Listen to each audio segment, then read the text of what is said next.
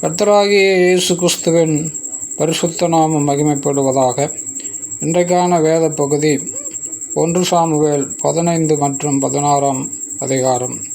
வாசிக்க கேட்போம்.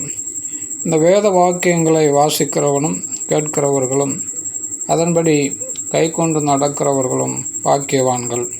வாசிப்போம். பின்பு சாமுவேல் சவுலை நோக்கி, இஸ்ரவேலராகிய தம்முடைய ஜனங்கள் மேல் உம்மை ராஜாவாக அபிஷேகம் பண்ணுகிறதற்கு கர்த்தர் என்னை அனுப்பினாரே. இப்போதும் கர்த்தருடைய வார்த்தைகளின் சத்தத்தை கேளும்.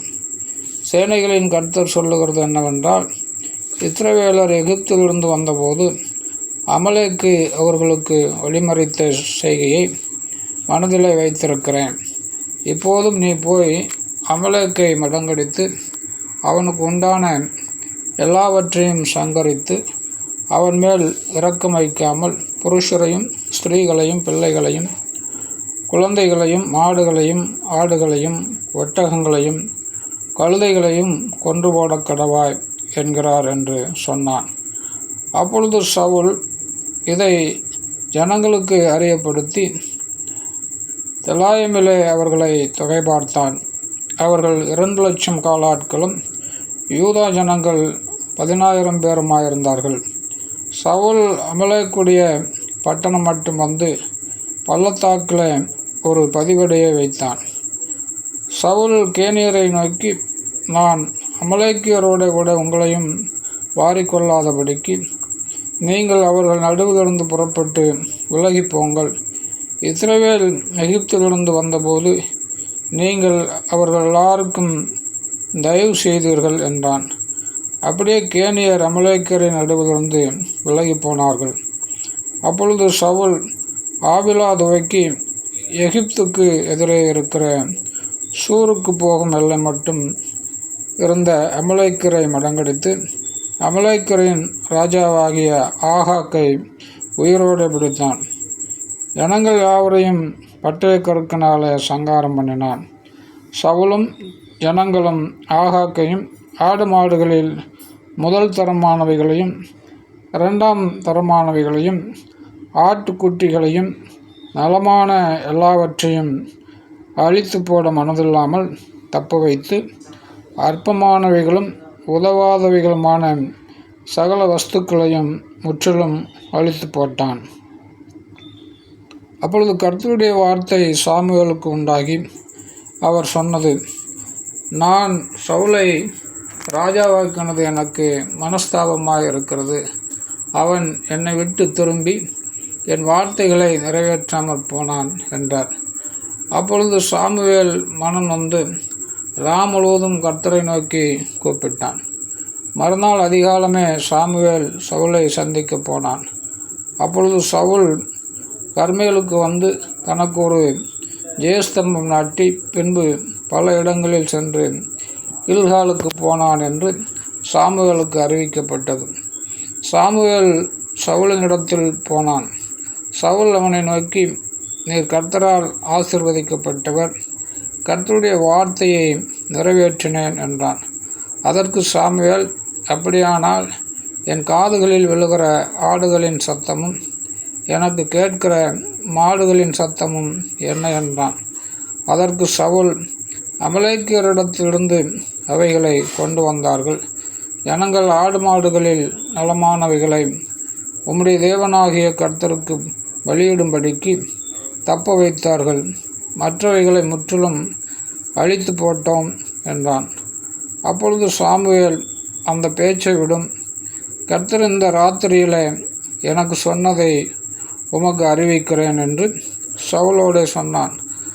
அவன் சொல்லும் என்றான். அப்பொழுது சாமுவேல், நீர் உம்முடைய பார்வைக்கு சிறியவராய் இருந்தபோது அல்லவோ இஸ்ரவேல் கோத்திரங்களுக்கு தலைவரானீர். கர்த்தர் உம்மை இஸ்ரவேலின் மேல் ராஜாவாக அபிஷேகம் பண்ணுவித்தாரே. இப்போதும் கர்த்தர், நீ போய் அமலேக்கியராகிய அந்த பாவிகளை சங்கரித்து அவர்களை நிர்மூலமாக்கி தீரும் மட்டும் அவர்களோடு யுத்தம் பண்ணு என்று சொல்லி உம்மை அந்த வழியாய் அனுப்பினார். இப்படி இருக்க நீர் கர்த்தருடைய சொல்லை கேளாமல் கொள்ளையின் மேல் பறந்து கர்த்தருடைய பார்வைக்கு பொல்லாப்பானதை செய்தது என்ன என்றான். சவுல் சாமுவேலை நோக்கி, நான் கர்த்தருடைய சொல்லை கேட்டு கர்த்தர் என்னை அனுப்பின வழியாய் போய் அமலேக்கின் ராஜாவாகிய ஆகாக்கை கொண்டு வந்து அமலேக்கியரை சங்காரம் பண்ணினேன். ஜனங்களோ உம்முடைய தேவனாகிய கர்த்தருக்கு கில்காலிலே பலியிடுகிறதற்காக கொள்ளையிலே சாபத்தீடாகும் ஆடு மாடுகளிலே பிரதானமானவைகளை பிடித்து கொண்டு வந்தார்கள் என்றான். அதற்கு சாமுவேல், கர்த்தருடைய சத்தத்திற்கு கீழ்ப்படுகிறதை பார்க்கலாம் சர்வாங்க தகனங்களும் பலிகளும் கர்த்தருக்கு பிரியமாயிருக்குமோ? பலியை பார்க்கலும் கீழ்ப்படிதலும் ஆட்டுக்கடாக்களின் நினத்தை பார்க்கலும் செவி கொடுத்தலும் உத்தமம். இரண்டகம் பண்ணுதல் பில்லிசூனிய பாவத்திற்கும் முரட்டாட்டம் பண்ணுதல் அவபக்திக்கும் விக்கிரக ஆராதனைக்கும் சரியாய் இருக்கிறது. நீர் கர்த்தருடைய வார்த்தையை புறக்கணித்தபடினால அவர் உம்மை ராஜாவாய் இராதபடிக்கு புறக்கணித்து தள்ளினார் என்றான். அப்பொழுது சவுல் சாமுவேலை நோக்கி, நான் கர்த்தருடைய கட்டளையும் உம்முடைய வார்த்தைகளையும் மீறினதினாலே பாவம் செய்தேன். நான் ஜனங்களுக்கு பயந்து அவர்கள் சொல்லை கேட்டேன். இப்போதும் நீர் என் பாவத்தை மன்னித்து நான் கர்த்தரை பணிந்து கொள்ளும்படிக்கு என்னோட கூட திரும்பி வாரும் என்றான். சாமுவேல் சவுலை பார்த்து, நான் உம்மோட கூட திரும்பி வருவதில்லை. கர்த்தருடைய வார்த்தையை புறக்கணித்தீர். நீர் இஸ்ரவேலின் மேல் ராஜாவாக இராதபடிக்கு கர்த்தர் உம்மையும் புறக்கணித்து தள்ளினார் என்றான். போகும்படி சாமுவேல் திரும்புகிற போது சவுல் அவன் சால்வையின் தொங்கலை பிடித்து கொண்டான். அது பிழிந்து போயிற்று. அப்பொழுது சாமுவேல் அவனை நோக்கி, கர்த்தர் இன்று உம்மிடத்தில் இருந்த இஸ்ரவேலின் ராஜ்யத்தை கிழித்து போட்டு உம்மை பார்க்கலும் உத்தமனாயிருக்கிற உம்முடைய தோழனுக்கு அதை கொடுத்தார். இஸ்ரவேலின் ஜெயபலமானவர் பொய் சொல்லுகிறதும் இல்லை, தாம் சொன்னதை பற்றி மனஸ்தாபப்படுகிறதும் இல்லை. மனமாற அவர் மனுஷன் அல்ல என்றான். அதற்கு அவன், நான் பாவம் செய்தேன். இப்போது என் ஜனத்தின் மூப்பருக்கு முன்பாகவும் இஸ்ரவேலுக்கு முன்பாகவும் நீர் என்னை கனம் பண்ணி நான் உம்முடைய தேவனாகிய கர்த்தரை பணிந்து கொள்ளும்படிக்கு என்னோட கூட திரும்பி வாரும் என்றான். அப்பொழுது சாமுவேல் திரும்பி சவுலுக்கு பின் சென்றான். சவுல் கர்த்தரை பணிந்து கொண்டான். பின்பு சாமுவேல், அமலேக்கின் ராஜாவாகிய ஆகாக்கை என்னிடத்தில் கொண்டு வாருங்கள் என்றான். ஆகாக் சந்தோஷமாய் அவனிடத்தில் வந்து, மரணத்தின் கசப்பு அற்று போனது நிச்சயம் என்றான். சாமுவேல், உன் பட்டயம் ஸ்திரீகளை பிள்ளையற்றவர்களாய் ஆக்கினது போல ஸ்திரீகளுக்குள்ளே உன் தாயும் பிள்ளையற்றவளாவாள் என்று சொல்லி சாமுவேல் கில்காலிலே கர்த்தருக்கு முன்பாக ஆகாக்கை துண்டித்து போட்டான்.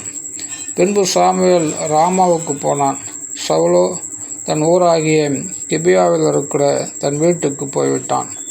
சவுல் மரணமடையும் நாள் மட்டும் சாமுவேல் அப்புறம் அவனை கண்டு பேசவில்லை.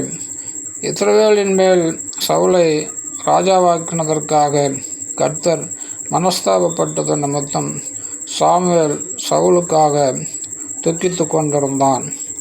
ஆமென். 16ஆம் அதிகாரம். கர்த்தர் சாமுவேலை நோக்கி, இஸ்ரவேலின் மேல் ராஜாவாக இராதபடிக்கு நான் புறக்கணித்து தள்ளின சவுலுக்காக நீ எந்த மட்டும் துக்கித்து கொண்டிருப்பாய்? நீ உன் கொம்பை தைலத்தால் நிரப்பி கொண்டு வா. பெத்லகேமியனாகிய ஈசாயினிடத்தில் உன்னை அனுப்புவேன். அவன் குமாரரில் ஒருவனை நான் ராஜாவாக தெரிந்து கொண்டேன் என்றான். அதற்கு சாமுவேல், நான் எப்படி போவேன்?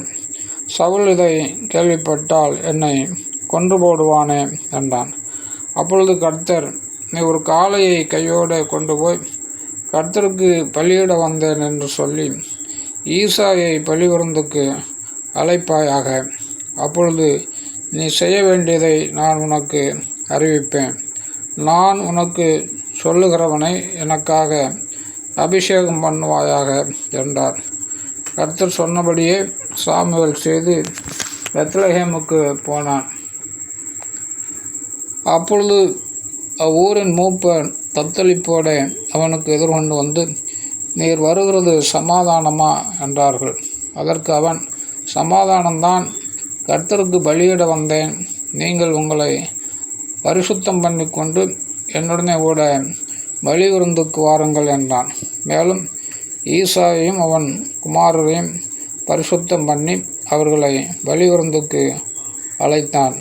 அவர்கள் வந்தபோது அவன் எலியாப்பை பார்த்தவுடனே, கர்த்தரால் அபிஷேகம் பண்ணப்படுபவன் இவன்தானாக்கும் என்றான். கர்த்தர் சாமுவேலை நோக்கி, நீ இவனுடைய முகத்தையும் இவனுடைய சரீர வளர்ச்சியையும் பார்க்க வேண்டாம்.